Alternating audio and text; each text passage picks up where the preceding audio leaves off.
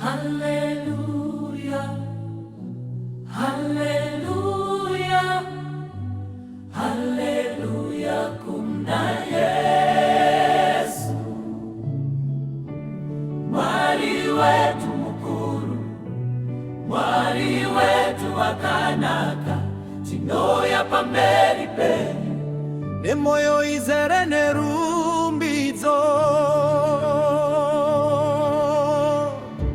Jesu ndimi tariro yedu, Jesu ndimi simba redu, pese patinofamba nemi hatiti chero chino.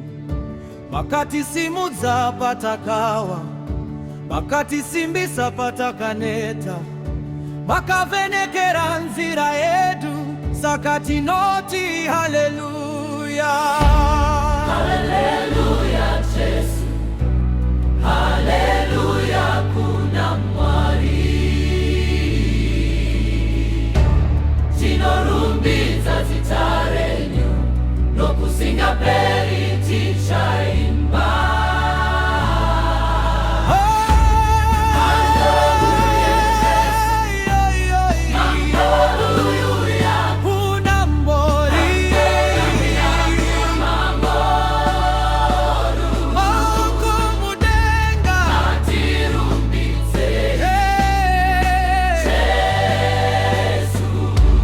Makanzwa kuchema kwetu, makapindura minamato, makabvisa misodzi yedu, mukazadza moyo nerugare. Zvatakanga tisingakwanisi, imi makazviita kwatiri, nekuda kwerudo rwenyu hatizombonyarari. Yesu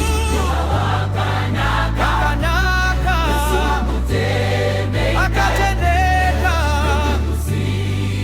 ane simba, haleluya. Jesu, Kuna Jesu, haleluya kuna mwali tinorumbiza zitarenyu nokusinga peri tichaimba.